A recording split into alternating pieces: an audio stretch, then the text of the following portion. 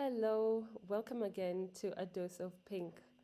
Today we're talking about emotional intelligence, and I'll go through four keys to unlocking emotional intelligence. Um, I love the idea of training your brain, and when you look up or search for how can I train my brain, getting sharper, and you do get suggestions about puzzles, Sudoku, and these tap into logic and math. They're basic ways to solve certain kind of problems.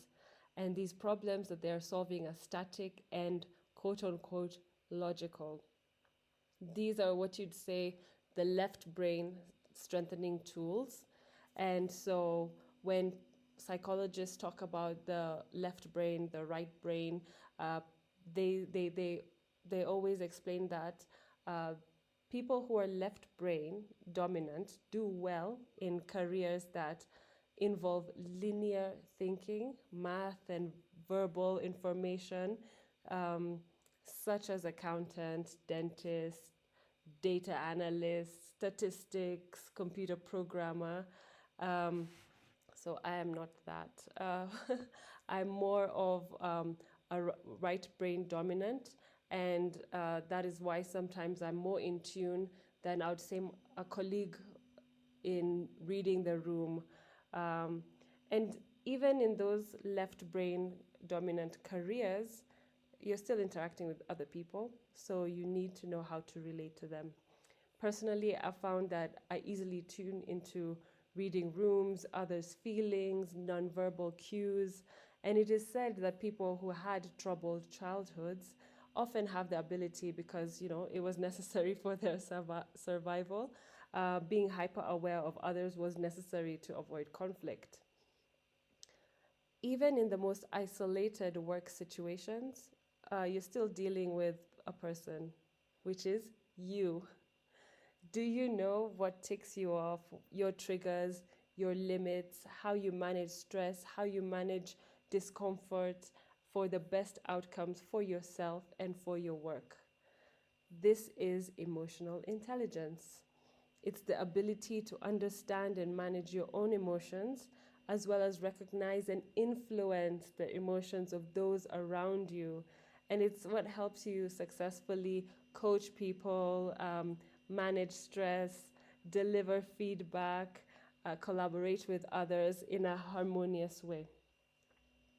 Emotional intelligence, according to a study, accounts for 90% of what sets high performers apart from peers with similar technical skills and knowledge. So you could be all similar uh, level of skill, talent.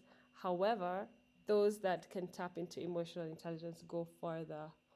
And it's not that IQ and technical skills are irrelevant, they do matter, but they are entry level requirements. And once you get into executive positions, managing others, leadership, you really need to know how to deal with other people's emotions, your emotions as well. So, emotional intelligence helps you build stronger relationships, succeed at school, work, and achieve your career and personal goals. And it can help you also connect with your feelings, turn your intention into action, make informed decisions about what matters to you. Employees with high emotional intelligence are more likely to stay calm under pressure, resolve conflict effectively, and respond to co-workers with empathy.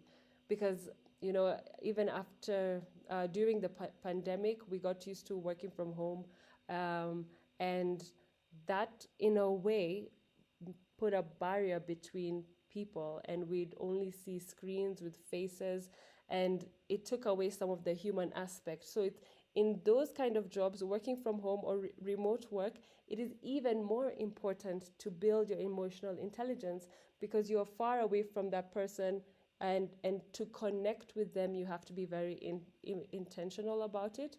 um, while you might excel at your job technically, if you can't effectively communicate with your team or collaborate with others, those technical skills will get overlooked eventually. So with mastering emotional intelligence, you can continue to advance your career and your organization, and they will thank you for it. So let's get right into it. The 4 keys to unlock emotional intelligence. Um, the first one is self awareness. It describes your ability not only to understand your strengths and weaknesses, but to understand, to recognize your emotions and the effect they have on you and your team's performance. You know your strengths, what you're bringing to the table, and then we should also know our weaknesses, and being aware of them, and finding ways to make it better. So according to research, by psychologist Tasha Urich, 95% of people think that they're self aware, but only 10 to 15% actually are. And that causes problems, um, because if you think you're self aware, but you don't really know what your weaknesses are, you might go about your colleagues being self righteous, or condescending, or just oblivious to the chaos you're leaving in your trail. Um, Working with colleagues who aren't self aware can really affect a team and increase stress and decrease motivation. So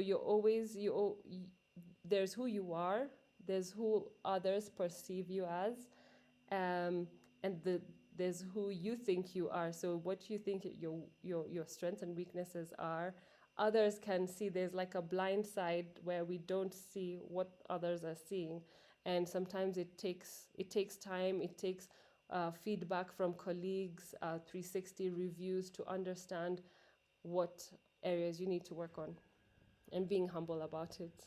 We all have weaknesses. Number 2, self management. So, this is the ability to manage your emotions, particularly in stressful situations, and they will always come up. Maintain a positive outlook despite setbacks. So, leaders who can't manage themselves tend to react, and and have a harder time keeping their impulses in check. So that demoralizes everyone, and the reaction tends to be automatic, and it's not good. The more in tune you are with your emotional intelligence, the easier you can make the transition from reaction to response. I remember a colleague mentioning that when they were working in a high pressured portfolio, some businesses we were supporting, if there was an email that came that was sent to her that was not particularly good, would make her angry, she would take time to respond to it. She would respond to it the next day. By the time the next day comes, the emotions have gone down, and you can respond in a more rational and uh, more nuanced way. There's a more balanced way to express yourself. So it's important to remember to pause, breathe, collect yourself, do whatever it takes to manage your emotions, whether it means taking a walk or calling a friend, so that you can intentionally respond to the stress, or adversity.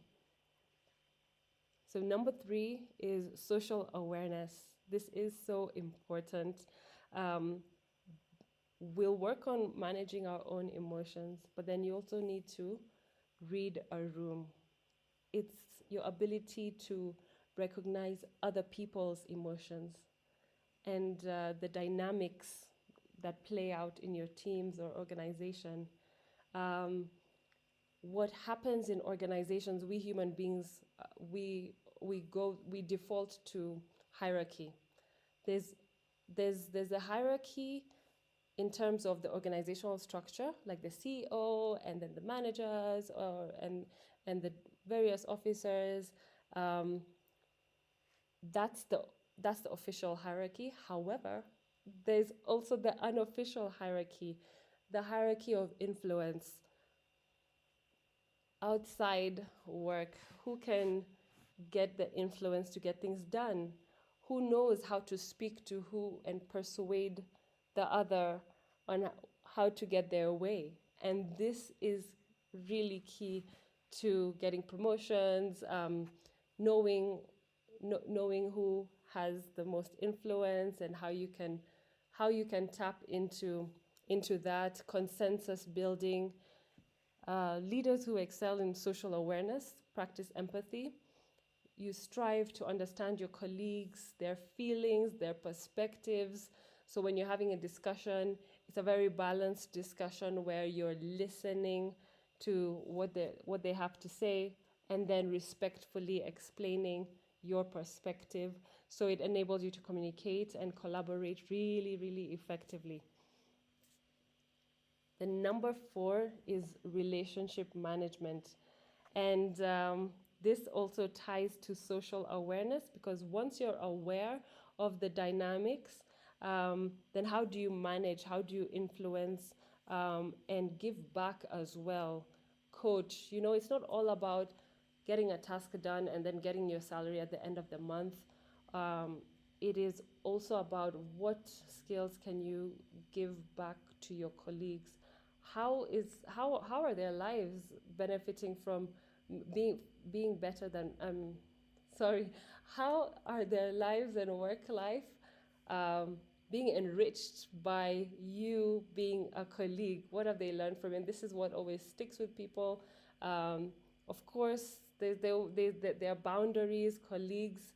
You, yeah, it's a sticky situation when you get too close. If there's office relationships, there's office drama, but what you can do in the most professional way is try and uplift your colleagues, give them feedback, coach them, and mentor others, and also help resolve conflict effectively. So it's always a cliche about backstabbing or cutthroat getting to the top. That that happens, but it's not really sustainable because even at the top, there's still higher levels you'd want to get to. Um, and and the most common way of getting success is other people lifting you up, and they would do so if you have been a great person to work with. So yes, these are the 4 keys to unlocking emotional intelligence: self-awareness, self-management, social awareness, and relationship management. I hope this has helped you, because it's a really important practice to try and build your emotional intelligence. And see you in the next video. Goodbye.